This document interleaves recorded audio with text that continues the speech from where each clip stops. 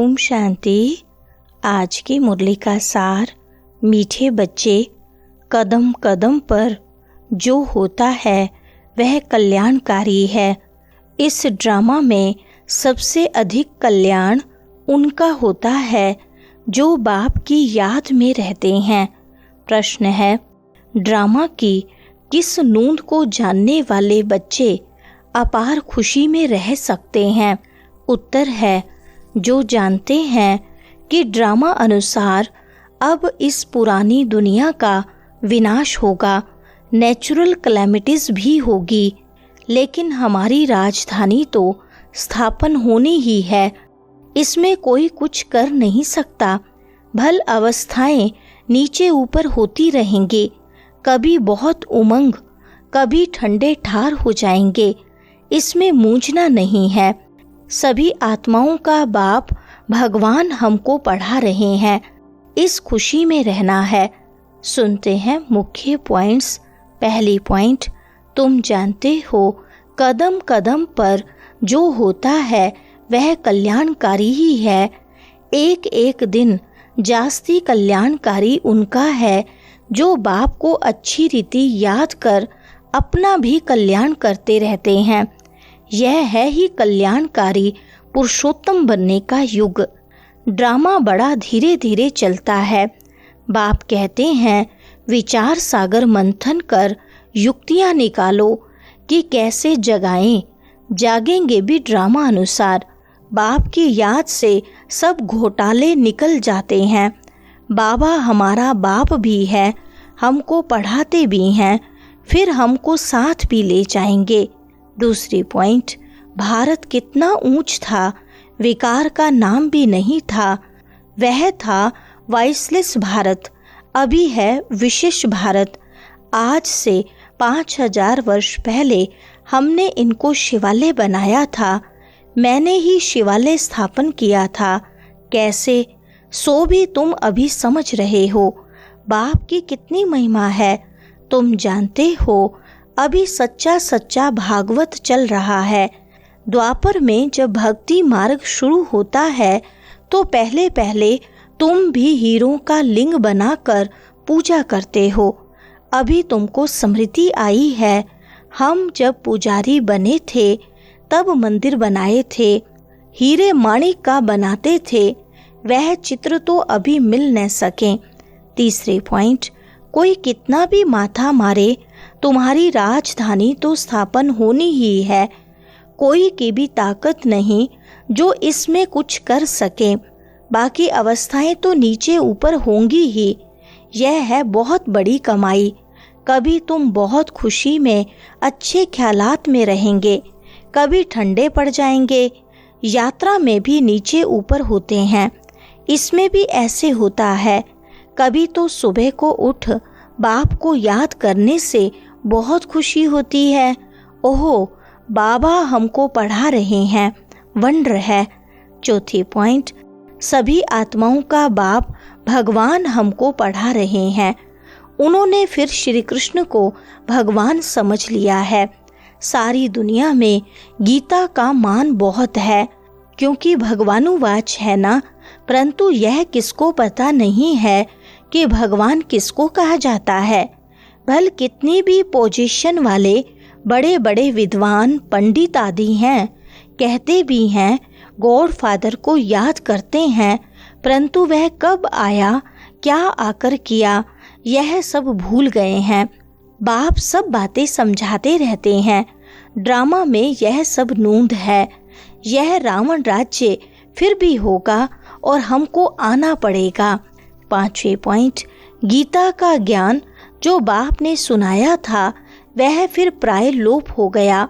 ऐसे नहीं, यह ज्ञान कोई परंपरा चला आता है। औरों के कुरान, बाइबल आदि चले आते हैं, विनाश नहीं हो जाते। तुमको तो जो ज्ञान अभी मैं देता हूँ, इनका कोई शास्त्र बनता नहीं है जो परंपरा अनादि हो जाए। यह तो तुम लिखते हो फिर खत्म कर देते हो। यह तो सब नेचुरल जल कर खत्म हो जाएंगे। यह ज्ञान तुमको मिलता है, फिर प्रारब्ध जाकर पाते हो, फिर इस ज्ञान की दरकार नहीं रहती। छठी पॉइंट, भक्ति मार्ग में सब शास्त्र हैं। बाबा तुमको कोई गीता पढ़कर नहीं सुनाते हैं, वह तो राजयोग की शिक्षा देते हैं, जिसका फिर भक्ति मार्ग में शास्त्र बनाते हैं तो अगड़म बगड़म कर देते हैं। तो तुम्हारी मूल बात है कि गीता का ज्ञान किसने दिया? उनका नाम बदली कर दिया है, और कोई के भी नाम बदली नहीं हुए हैं। 7वें पॉइंट, शुरू से लेकर यह चक्र कैसे चला है, फिर कैसे रिपीट होता रहता है, तुम जानते हो। अभी का प्रेजेंट फिर पास्ट हो फ्यूचर हो जाएगा, पास्ट प्रेजेंट फ्यूचर। जो पास्ट हो जाता है वह फिर फ्यूचर होता है। इस समय तुमको नॉलेज मिलती है, फिर तुम राजाई लेते हो। इन देवताओं का राज्य था ना, उस समय और कोई राज्य नहीं था। यह भी एक कहानी मिसल बताओ, बड़ी सुंदर कहानी बन जाएगी। लोंग 5000 वर्ष पहले यह भारत सतयुग था।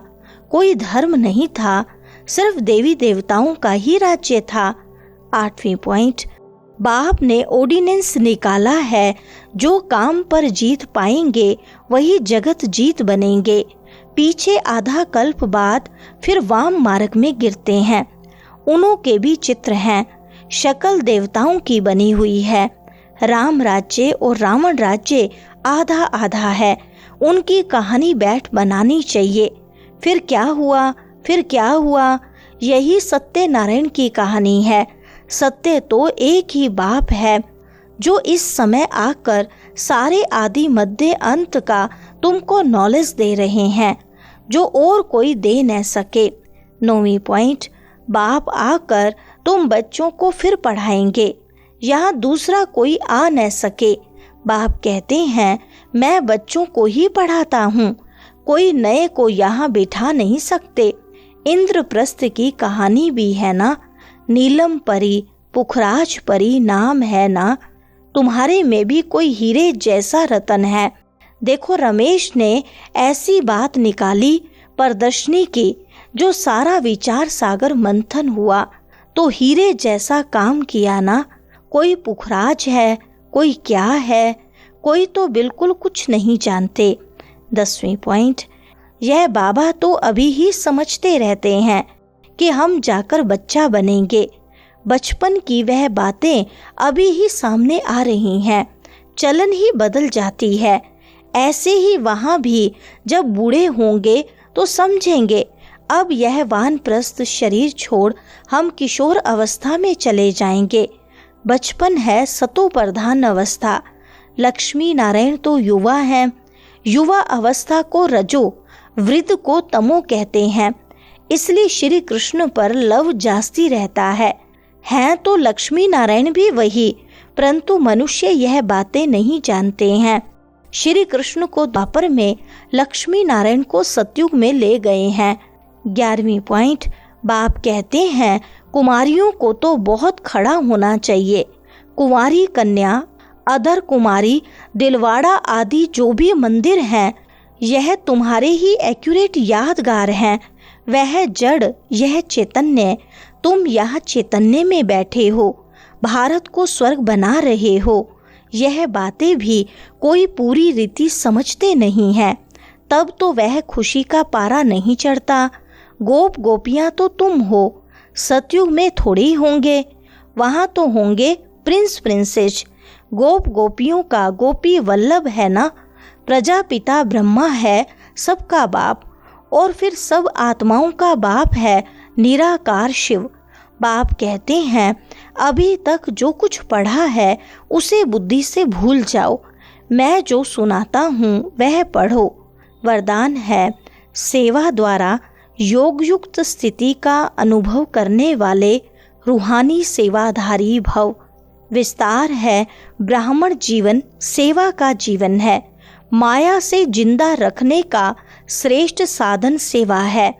सेवा योग युक्त बनाती है, लेकिन सिर्फ मुख की सेवा नहीं, सुने हुए मधुर बोल का स्वरूप बन सेवा करना, निस्वार्थ सेवा करना, त्याग तपस्या स्वरूप से सेवा करना, हद की कामनाओं से परे निष्काम सेवा करना, इसको कहा जाता है ईश्वरीय व रूहानी सेवा।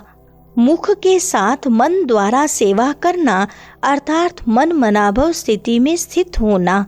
स्लोगन है, आकृति को न देख निराकार बाप को देखेंगे तो आकर्षण मूर्त बन जाएंगे। अच्छा, ओम शांति।